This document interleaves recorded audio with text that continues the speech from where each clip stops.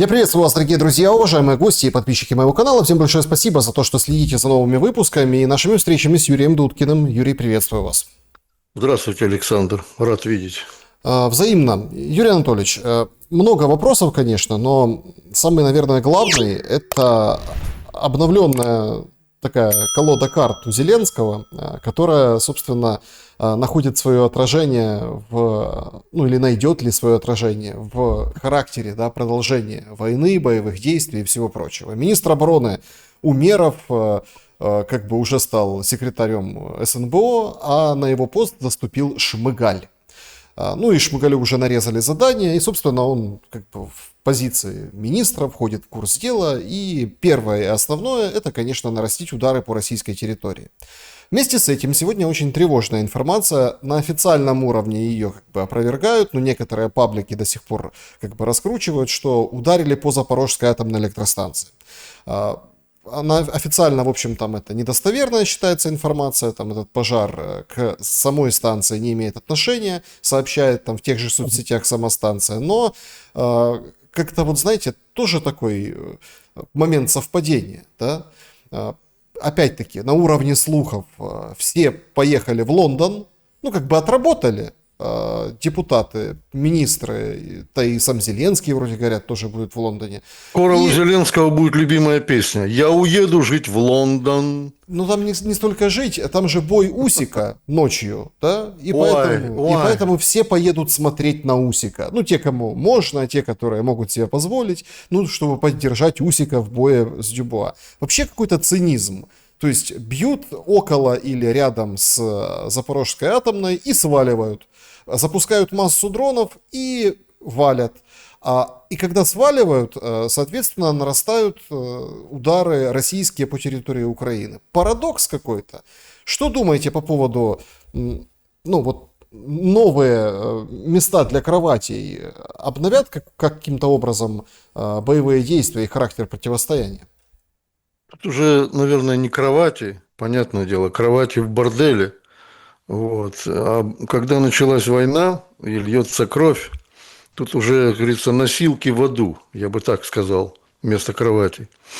Ну что ж, да, действительно, произошла вот эта ротация, смена мест на доске, так сказать, игровой в украинском правительстве, причем с грубейшими нарушениями законов. Это уже даже Гончаренко видит, понимаете, который там пытался взбрыкнуть против Зеленского, который находился в зале заседаний Верховной Рады, когда утверждали и премьер-министра, и министра обороны, а президент сидел в своей ложе под штандартом в присутствии своего охранника. То есть даже в парламенте Зеленский не видит своей безопасности, я так понимаю, а не то, что в стране. Поэтому он и находится большую часть времени, 70% времени, находится в Европе или там еще где-нибудь, или за океаном, но не занимается текущими делами разбитой вдребезги страны. Да, действительно, как посмотришь на этих кандидатов, или уже не кандидатов, а незаконно утвержденных министров и других чиновников, просто про других еще не говорят, а они есть, там с добрый десяток, если не больше. Но основные, да, вот, которые вы объявили, которые не имеют, скажем, по специальности своей, ведущей специальности, никакого отношения к тем ведомствам, которые они будут сегодня возглавлять. Умеров не имеет никакого отношения к Министерству обороны, никогда не служил, никогда не был военным. Ой, господи, ну и остальных можно также сказать. Ну, сейчас Шмыгаль, да. Да, Шмыгаль это тоже, это фрукт, именно относящийся к Министерству обороны таким же образом, как я к еврейскому раввинату. Ну что ж, будем смотреть дальше, что будет. Я не связываю, кстати, то, что случилось на Запорожской АЭС с действиями именно нового министра обороны Шмыгаля. То, что Запорожская АЭС обстреливалась и ранее дронами, это же не секрет. Это признала и даже вот эта международная структура, которая сидит на зарплате у Вашингтона, называемая МАГАТЭ. Вот. И абсолютно ни черта не сделавшая для того, чтобы прекратить эти обстрелы атомных объектов на территории Украины и даже на территории России. Как хотите, можете это понимать и называть. Потому как все атомные станции, где бы они ни находились, в какой-либо стране, неважно, вот, это все объекты повышенной опасности. И что-нибудь там поджигать, взрывать, пытаться шантажировать кого-то этими атомными станциями, ну, это дело паршивое, потому как природа, мать, она ведь может распорядиться совершенно по-другому. У нас есть печальный урок Чернобыльской станции, когда шарахнуло так, что ветром засеяло не только Украину и Беларусь, и часть Российской Федерации, но еще и в Европу пошло это радиоактивное облако. Поэтому я бы не стал здесь особо радоваться тем, кто на Украине сегодня вот таким вот происшествием пытается придать какое-то ликование. Вот. Ребята, это все, так сказать, нож обоюдоострый, сабля обоюдоострая. Ну, что сказать по поводу того, что происходит сегодня во внутренних делах украинских. Я скажу, что Украина идет к своему логическому концу, и уже очень долго, это понятно. Смена мест положений отдельных чиновников в правительстве, она к этому, так сказать, тоже имеет какое-то отношение, потому как некомпетентность этих лиц, она ведь влечет за собой массу ошибок, причем непростительных ошибок.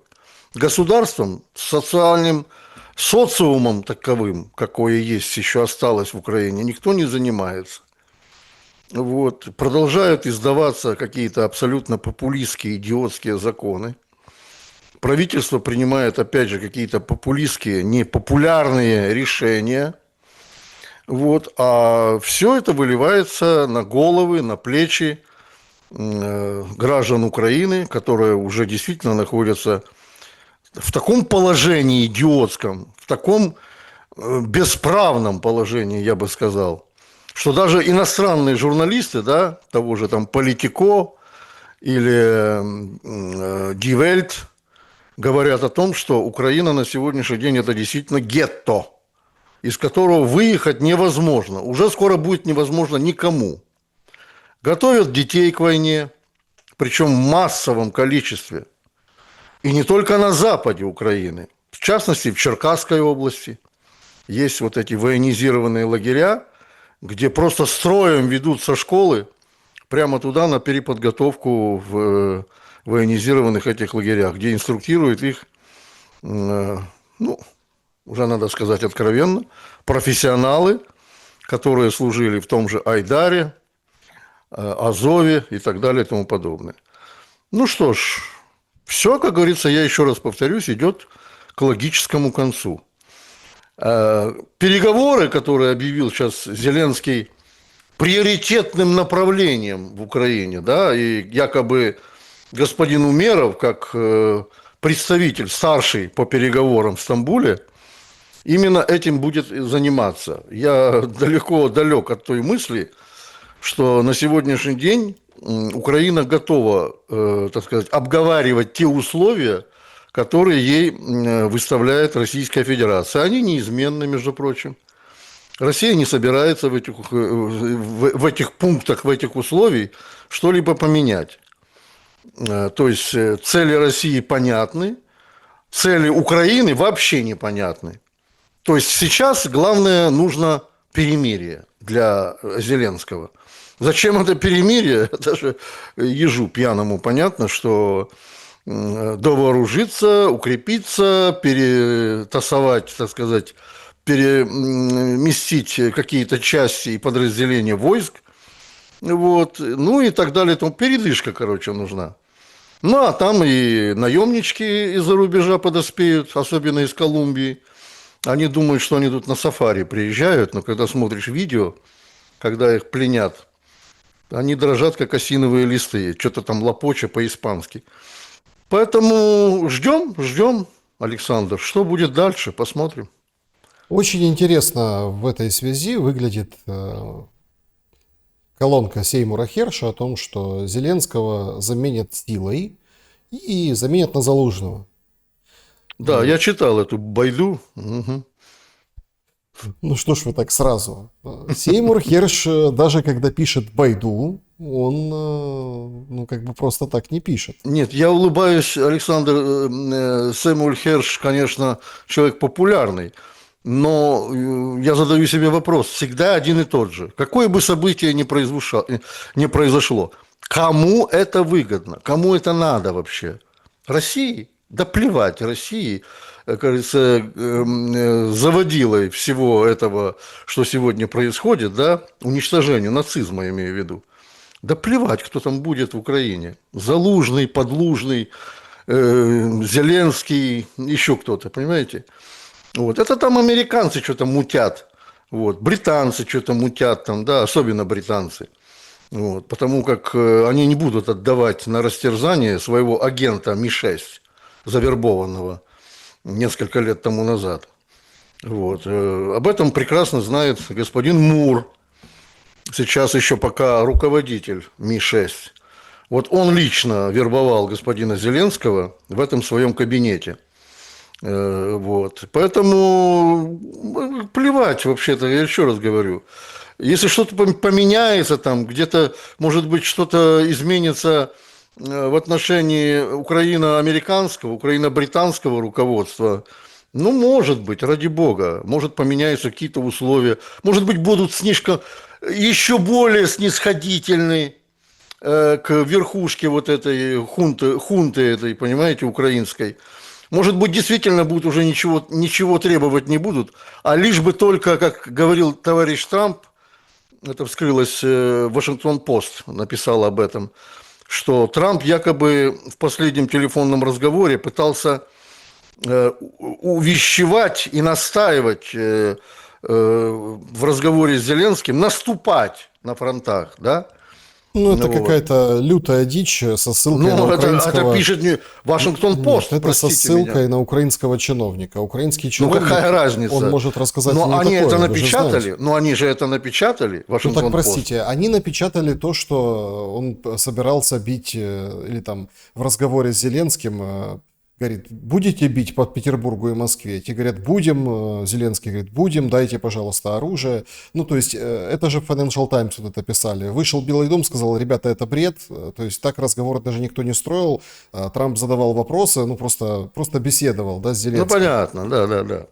Вообще, это 4 июля, слушайте, уже сколько времени прошло, такие новые подробности проистекают. Какими-то мифами и легендами этот разговор, который длился не дольше часа, ну вот как-то обрастает. Это тоже очень странно, и к чему-то, получается, готовят всех нас или нет? Так я ж вот как раз об этом и говорю, Александр, что действительно сейчас вот в здравом уме находясь, да, и в крепкой памяти, ну, нельзя вспомнить какое-то обещание Трампа, да, которое было выполнено на 100%, да, а американская пресса, она очень тенденциозна, то есть там, естественно, никогда не найдешь, ну, с точки зрения, опять же, здравого смысла, какого-то рационального зерна.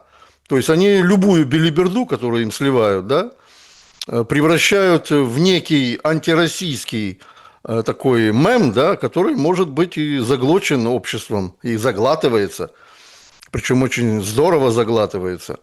Ну, а раз people хавает, значит, надо наращивать эти темпы дезинформации. Ну, то, что, скажем, Трамп мог это делать, у меня почему-то не возникает сомнений, вот честно вам скажу. Ну, конечно, мы не можем утверждать стопроцентно, что он там инструктировал Зеленского по поводу каких-то наступательных действий. Но то, что украинские вооруженные силы, я думаю, что не без указаний верховного так называемого главного командования изобретают новые изощренные методы войны, это 100%. Потому как совершенно недавно начальник Главного управления противохимической, противорадиационной защиты российских вооруженных сил сказал, что уже подтверждено, что ВСУ применяют боевые отравляющие вещества на линии фронта. А именно иприт и другие химические вещества. Закапывая эти резервуары в землю, а при критической ситуации делают подрыв этих резервуаров, заражая таким образом, химическим образом, определенную территорию и тормозя, естественно, наступление российских войск или боевых групп. Это уже подтверждено. Поэтому все эти, скажем так, сплетни, они под собой имеют определенное основание. То есть я бы не стал так открещиваться однозначно, что Трамп такого не говорил. Мог сказать, мог. Ну, смотрите, вообще, конечно, там, по поводу изощренных методов войны, как бы все стороны на это гораздо, и мы прекрасно понимаем, что война перестала быть вот этой книжной или киношной, да, это, конечно, это дело грязное, и военная хитрость сейчас, но просто, понимаете, в Украине такое ощущение, в ВСУ такое ощущение, что поговорка «голь на выдумку хитра», оно вот подходит. Ну вот посмотрим по оружию, да, то есть ходили всю неделю, говорили, все, Трамп разрешил оружие, деньги, ПВО, 17 установок Патриот. Как-то не 17, а меньше. Как-то вот немцы вроде 2 обещали, а тут говорят 1, и то она приедет, она как бы есть, но будет готова через полгода. Это Бильд сегодня написал. Какая-то странная история с этим оружием. Вроде как все кинулись, и коалицию желающих оформили. Британцы и немцы вроде как готовы помогать финансово и покупать оружие для Украины. Но Франция, Италия, там другие страны европейские отвернулись. Чехия говорит, елки-палки, мы хотим производить оружие, а не покупать за живые деньги у живого Трампа.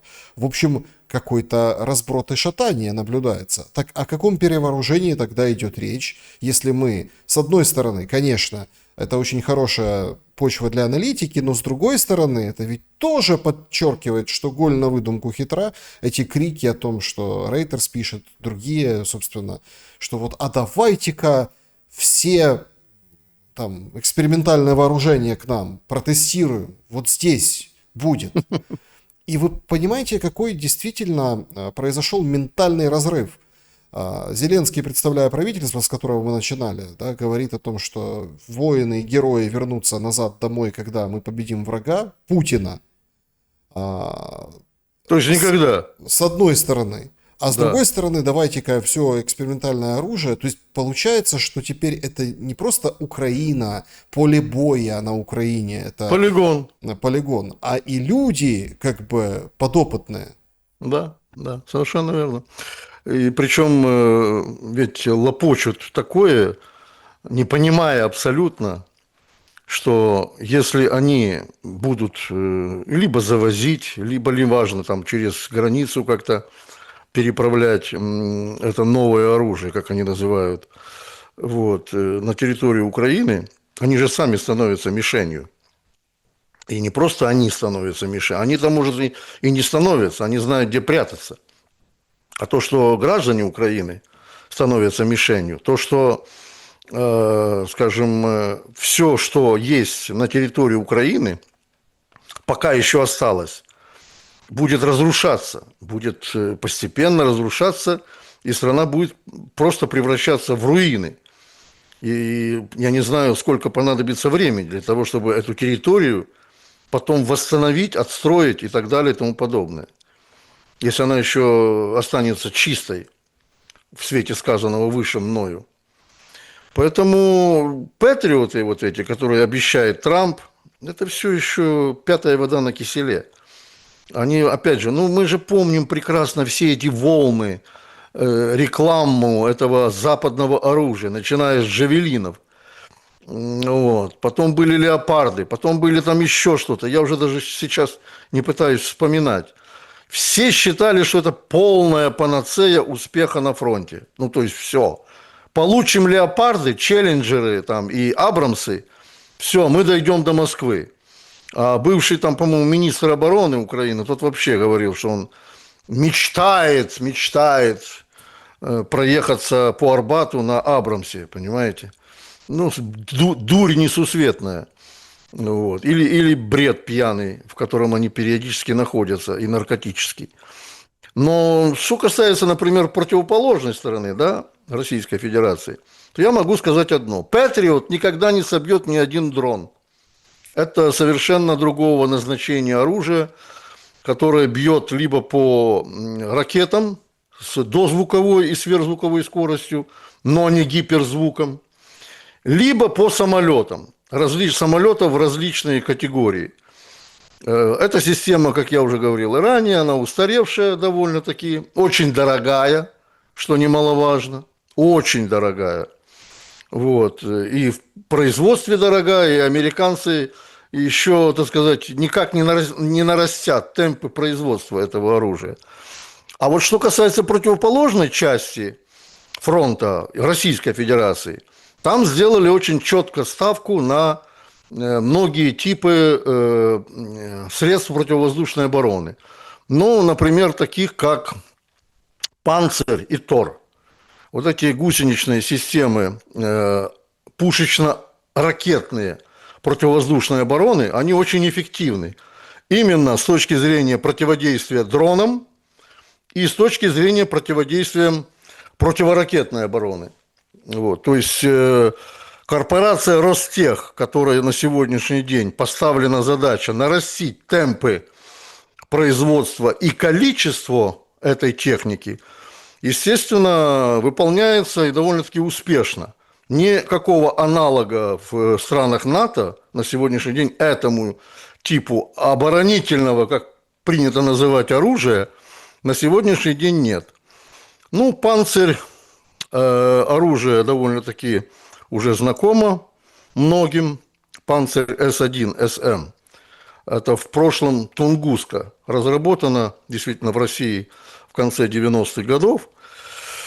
С 2023 года даже поставляется за рубеж. То есть Россия даже на экспорт производит эти системы вооружений противоракетной и противовоздушной обороны. Так, в частности, в Корейскую Народно-Демократическую Республику на эскадренные миноносцы Чвэхён были поставлены вот эти системы «Панцирь С1» на эти корабли. Я думаю, что в дальнейшем темпы будут нарастать производство этого оружия, и бог его знает, что придется Украине противопоставить. Ведь всегда в военном деле одна очень важная деталь была еще с древнейших времен, когда изобрели порох в Китае. Значит, есть артиллерийский снаряд или там ядро, неважно. Готовят против него защиту, броню. Сделали броню, тут же уже изобретают новый снаряд, чтобы пробил эту броню. Ну да, это такая теория. Щит и меч. Да, эта теория давно известная как мир. И сегодня то же самое будет происходить в сфере работ по противовоздушной обороне. То есть, что будет противопоставлять новым системам противовоздушной обороны Украина, а вернее НАТО. Украина ни черта не производит и ни черта не разрабатывает. В НАТО что будут предпринимать, это большой вопрос, потому как там сегодня пока еще все идет в большую-большую раскачку. Бильд вчера написал о том, что через 1,5 года, в общем, готовится НАТО, Запад, да, воевать против России и Китая. Это что-то новое, потому что России и Китая. То есть все прекрасно понимают, что это как бы Россия, ну, логически не бьется. Но какая Россия? 1000 раз было сказано, что никто нападать на НАТО не хочет. Вот дает там интервью программное большое свое Рябков, зам Лаврова. Это тот, который говорил: НАТО, убирайтесь, там, собирайте манатки, в общем, вот так. И, в принципе, он там дает характеристику Минскому процессу. Короче, ничего не меняется позиционирование Российской Федерации и дипломатии российской. Все как было, так и есть. И приводится очень понятный аргумент. Ну, смотрите, мы же не приближаемся к НАТО. Это они к нам приближаются. Может ли дойти, и как вы оцениваете вероятность войны России и Китая против НАТО, ну или там стран-союзников Запада, да? Это ведь фактически сценарий мировой войны описан. И это с одной стороны. А с другой стороны, уже всерьез заговорили все о Ялте-2, которая может состояться на годовщине окончания Второй мировой войны в сентябре, в начале сентября. Ну, празднуют Си Цзиньпин, и к нему приезжает Путин, и все уже так поглядывают, и Таймс пишет, что может и Трамп приехать. И очень красивая тогда будет встреча, да, трех лидеров больших государств, и там как раз решат вопрос с войной вот этой будущей, и Украиной как в частности. Ну, дело в том, что по последнему, то, что вы сказали, вчера в Кремле было сделано официальное заявление, что встреча трех, а встрече трех ничего не известно. То, что Си Цзиньпин встретится с Путиным, это однозначно. Путин подтвердил свой визит в Китай на этот юбилей и участие в торжествах, параде, посвященной 80-летию окончания Второй мировой войны. Вот, и освобождению, кстати, Китая от японского милитаризма. Вот. Что касается там присутствия Трампа, вопрос еще очень-очень большой и подвисший. Вот. Но, скорее всего, нет, чем да. Вот. Потому как японцы в свое время нанесли очень серьезное поражение американцам на Тихом океане, в Пёрл-Харборе, что до сих пор многим в США аукается, ну, с точки зрения морали и идеологии. То есть они никак не могут это пережить. Да, на американском линкоре «Миссури» была подписана капитуляция Японией в это время. И, так сказать, это единственное, что произошло положительного в истории с войной между Японией и США. Все-таки окончательный разгром миллионной квантунской армии внес Советский Союз при помощи китайских товарищей, конечно. Вот. И на этом действительно была поставлена точка во Второй мировой войне в начале сентября 1945 года. Вот. Я не думаю также, что кто-то в Соединенных Штатах заинтересован или в НАТО воевать с Китаем и Россией, тем более в таком тандеме. Ведь всем понятно, абсолютно всем, даже самым откровенным ястребам, что ни по ресурсам людским, природным, далее развитию экономики, эти государства в Европе, я имею в виду, не потянут прямую войну, и в США в том числе, с Россией и Китаем. Но это, скажем так, это губительно для всего мира. Я думаю, что если, не дай бог, это начнется, то действительно это не ограничится конвенциальным оружием. То есть начнут уже бухать и как хотя бы тактическим, но ядерным оружием. А это, опять же, еще раз говорю, это цепная реакция, это уже потом будет не остановить. Вот. Поэтому шаг опрометчивый. Если, не дай бог, случится какая-либо провокация, а американцы неоднократно уже такие провокации осуществляли, особенно в Тайваньском проливе, вот, то потом будет очень тяжело для всех, и никто не спрячется нигде уже.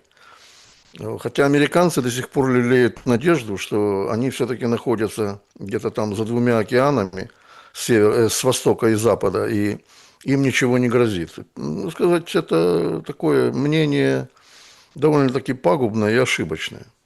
Юрий Анатольевич, если мы попробуем понять, а на что в этой войне, в ее продолжении делает расчет тот же Запад и Украина. Понятное дело, на оружие, технологии, но прежде всего люди. Люди, которых гребут без разбору, и, собственно, вот эта отмашка, которая была в самом начале недели, с понедельника Трампа, вот эти 50 дней, которые обсудили все, она, по большому счету, команда ФАС для ТЦК. По стране я ну, отслеживаю вот эти все сообщения, события, но, по-моему, как бы плотность кратно увеличилась. И регионы, города, маленькие, большие, неважно. То там женщину протягивают на маршрутке, то мужик выбегает с лопатой, отбивается, там, бьет ТЦКшника лопатой, и, ну, как бы, кому-то удается уйти, кому-то не удается. Полиция активнейшим образом включается, и как бы полицию вроде как не бьют, бьют там, вступаются за, ну, когда крутят ТЦКшники. Но тем не менее, в общем, происходит достаточно такая ожесточенная вот эта борьба. Причем параллельно с этим выходят там разные говорящие головы и говорят, что смотрите, там это все, этого нет. То есть как же нет? Вот под моим окном, вот я стою, крутят мужика, люди снимают на телефоны, люди там об этом сообщают, а там, например, Притула говорит, что этого нет. Или какой-нибудь там показывают какого-то бывшего ТЦКшника, живущего почему-то в Германии, дающего интервью о том, что ой, да никто никого не пакует, это все мифы, сказки, не верьте. Ну, такая элементарная обработка населения, что, в общем, не верь глазам своим, этого нет. И это ужесточается. Более того, появляются случаи, когда, ну, есть конкретная тюрьма для ТЦКшников.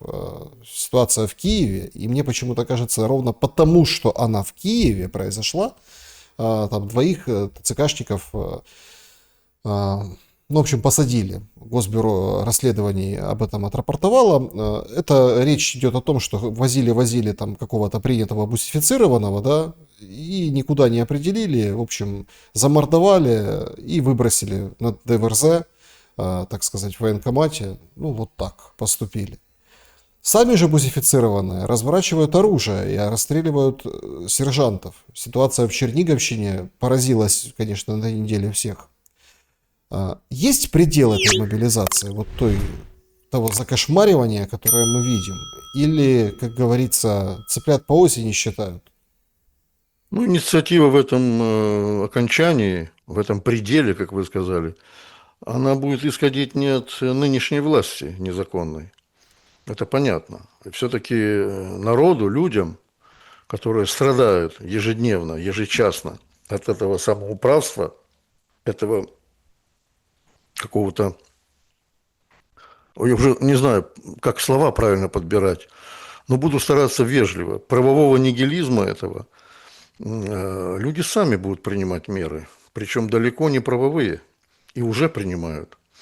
Уже идут аресты. Ведь все может вспыхнуть, знаете, как вот Бигфордов шнур, а потом приведет к колоссальному взрыву. Ведь арестовывают уже там и тех, кто пытался поджечь, взорвать ТЦК, сами граждане Украины, женщины, которые там несут взрывчатку и пытались тоже взорвать, значит, эти здания. Вот. То есть у людей заканчивается терпение. Какое бы терпение ни было бесконечным, оно все равно заканчивается. Я уже, опять же, повторю эту фразу, которую повторял неоднократно. Я удивляюсь, как до сих пор не произошло того, что должно было произойти. Ведь на руках у людей миллионы стволов оружия стрелкового в Украине. Это происходило еще с времен Майдана, когда это оружие добывали незаконным способом. Министр внутренних дел Аваков об этом говорил. И как до сих пор, а уже не говоря о военном периоде, когда действительно это оружие вываливали во дворы, и люди разбирали по 2, по 3 автомата Калашников. Как люди до сих пор это терпят, я вот не могу понять. Но если, как вы правильно сказали, я тоже это видел, ТЦКшники уже применяют оружие, да, против мирного гражданского населения, которое пытается воспрепятствовать похищению, давайте будем называть вещи своими именами, похищению людей на улицах.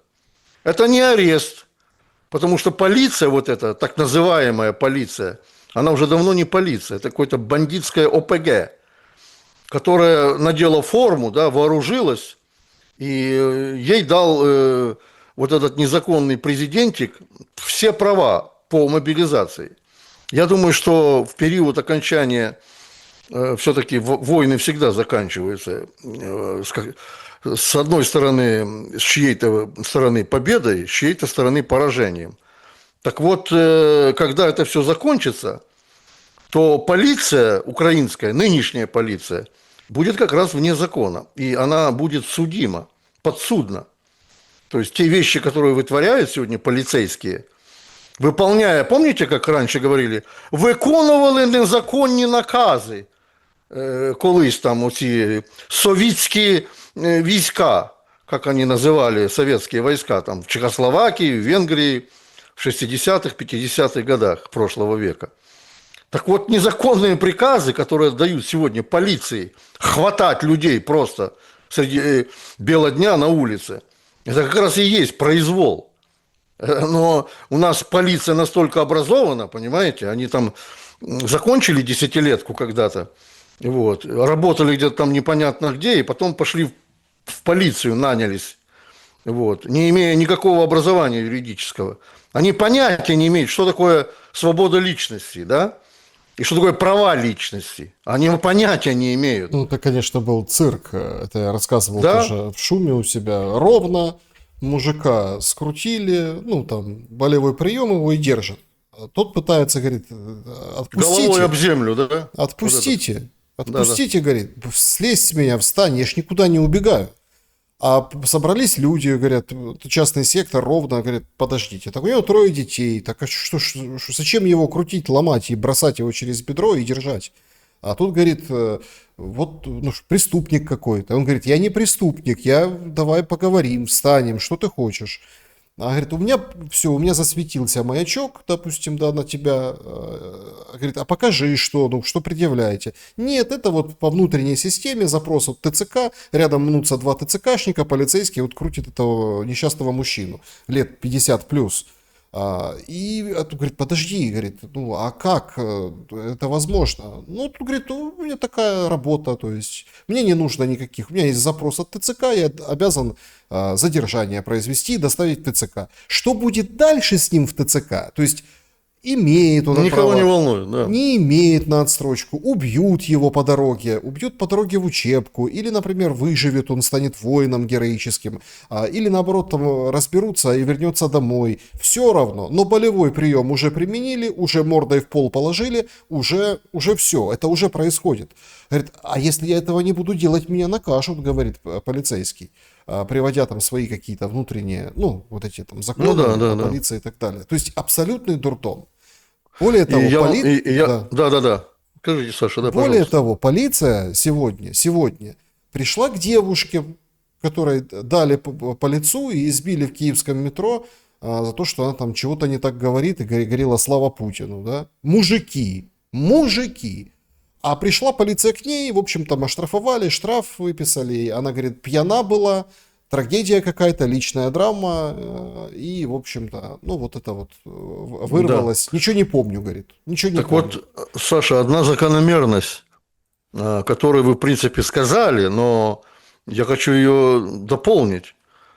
ТЦК работает в содействии с полицией. Понимаете? То есть полиция потворствует правонарушениям ТЦК. То есть задержание человека на улице без предъявления ему конкретных обвинений судом, я подчеркиваю, санкций прокурора, следственных органов и так далее и тому подобное. Без всяких предъявлений.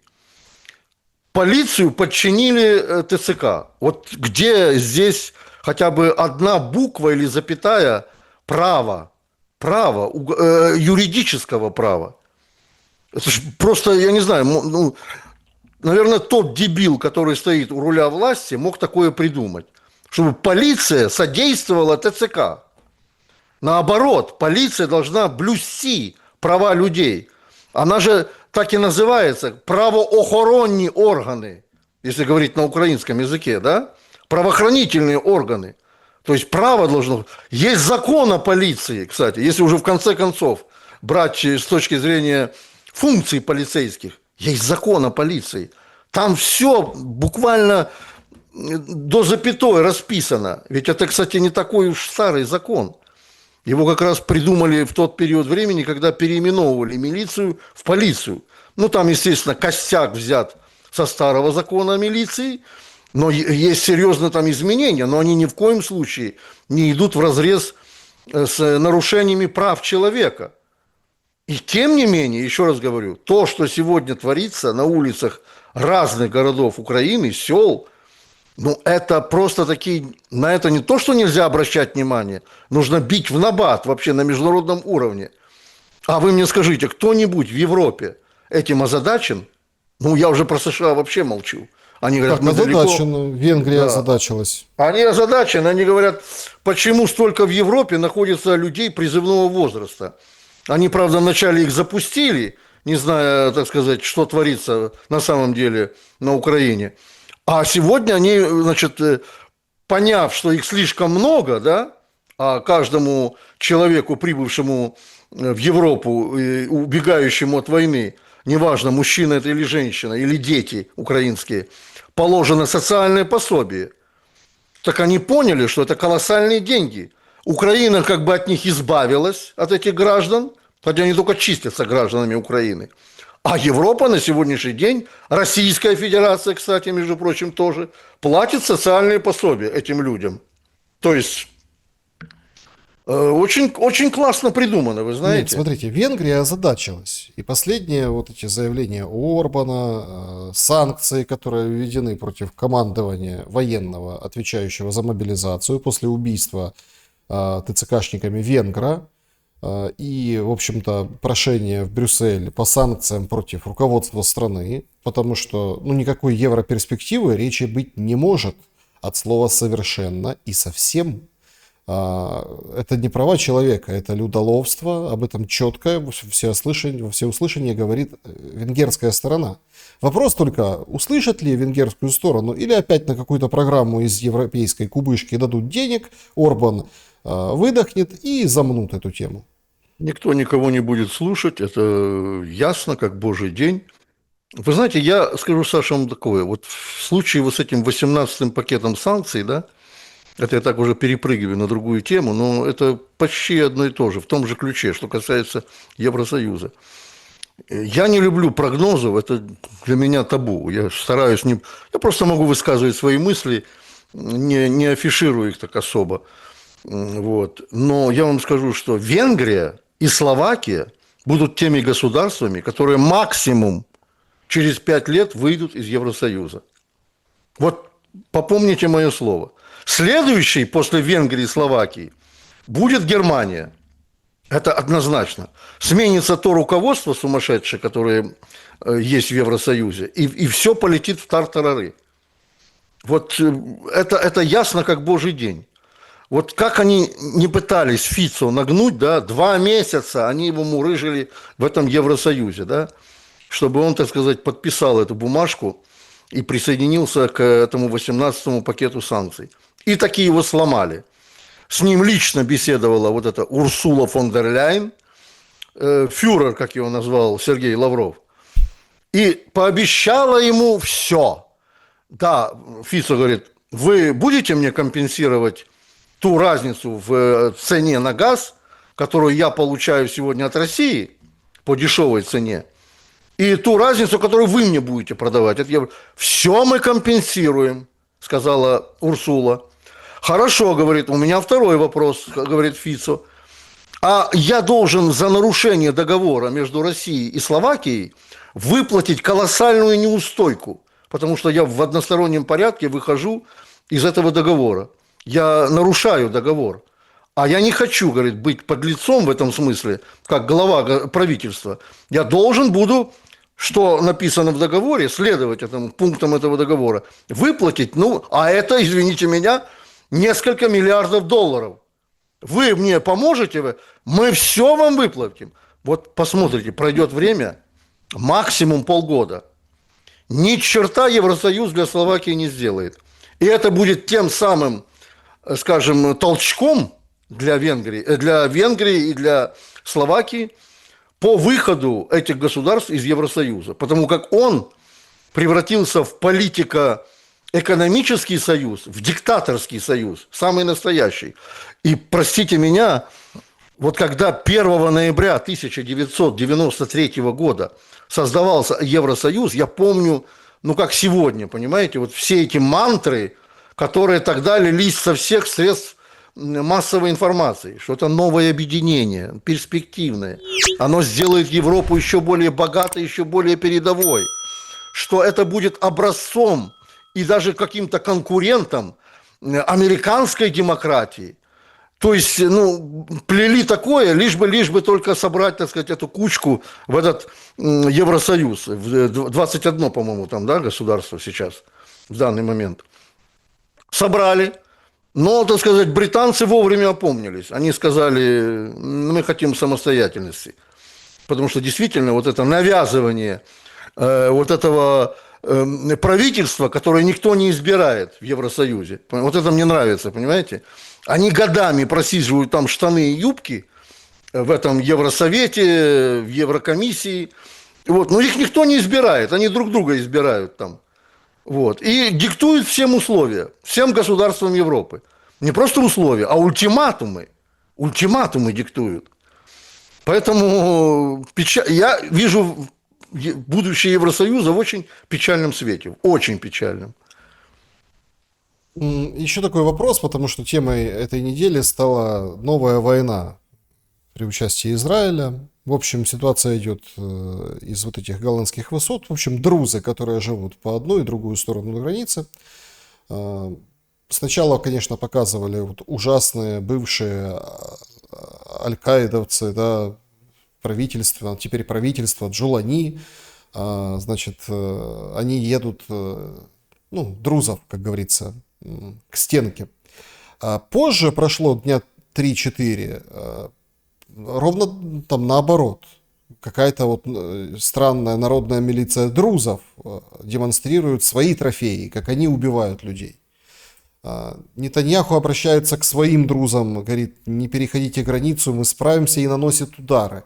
Причем такие удары, ну понятно, работает по целям, но и когнитивные удары, потому что бить по Министерству там, обороны Сирии или по президентскому дворцу в Сирии, чтобы решить условно каким-то образом вопрос приграничья своего, не обязательно, но Израиль это делает. Как бы показывает, да, свою силу, там, мощь и превосходство. Турция говорит, что Израиль террористическое государство и не допустит распада Сирии, которую вот эта Европа, которую вы сказали выше, признала, Америка сняла санкции, в общем, теперь демократия.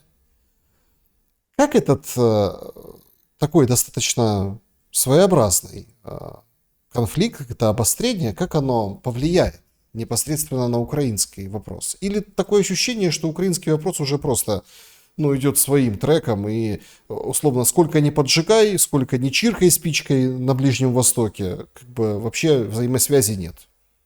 Так уже, Саша, в Украине все решено в этом плане. То есть чиркнули спичкой давным-давно уже, понимаете. Главная ведь задача Запада какая? Если они наметили какую-то страну развалить, вот, в отношении, кстати, России пока еще сохраняются такие планы. Подорвать ее, поджечь изнутри, посеять межнациональную, межконфессиональную рознь. То же самое происходило все на Ближнем Востоке. Там же добрый десяток есть государств, куда Соединенные Штаты, Запад вмешивались именно с этой целью. Именно с этой. Это и Ливия, это и Ирак. Тунис даже горел уже, понимаете?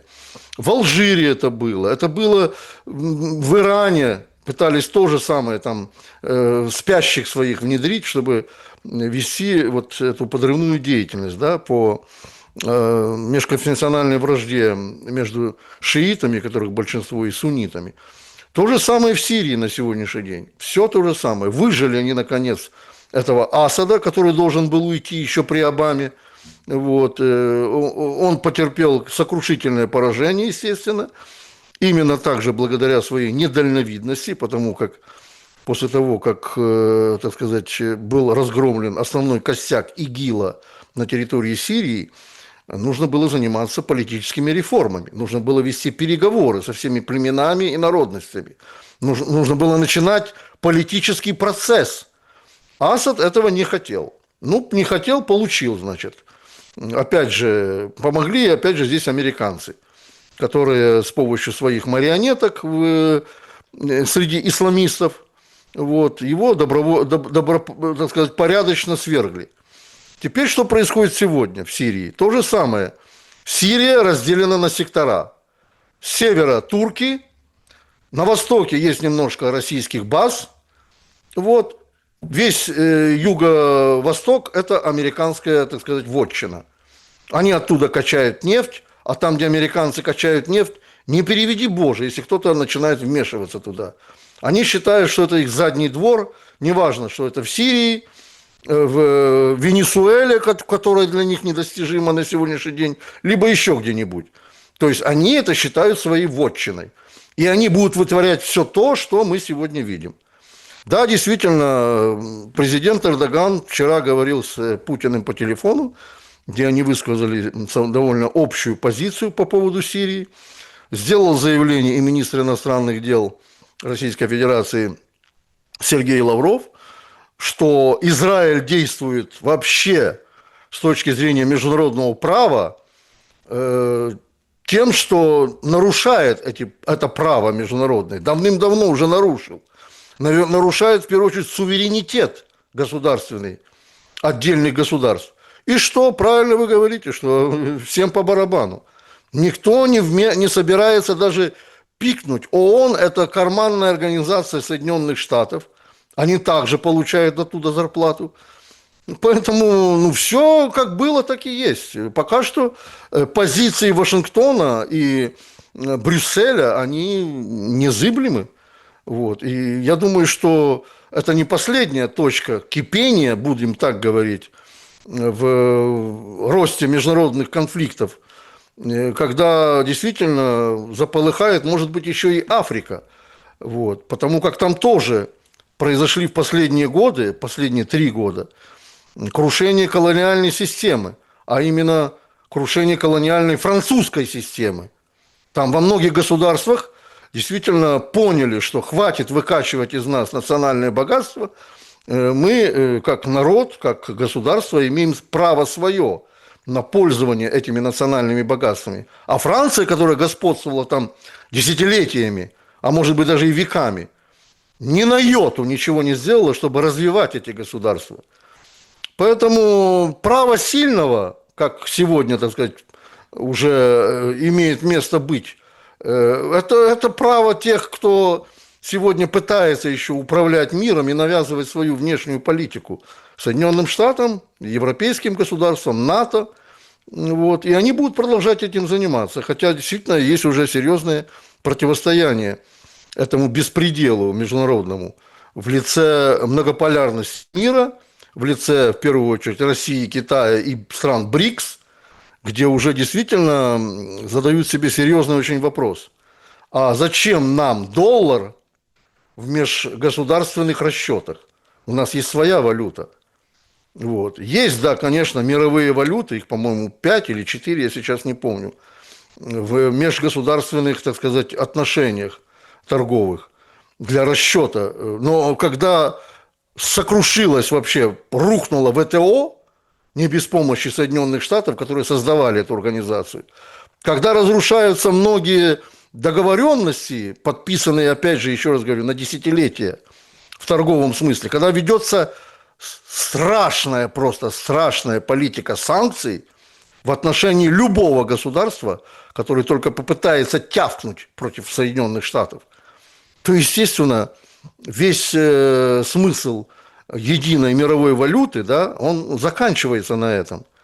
И, скажем, доллар на сегодняшний день это является тоже так называемым оружием против многих государств, где их выводят из единой системы SWIFT, где вообще настолько становятся некоторые малые государства, я имею в виду, именно африканские, абсолютно бесправными. Они не могут найти на международном уровне заступничество в этом смысле. Ни в ООН, ни там в ОБСЕ, тем более, которая тоже уже, кстати, изжила себя.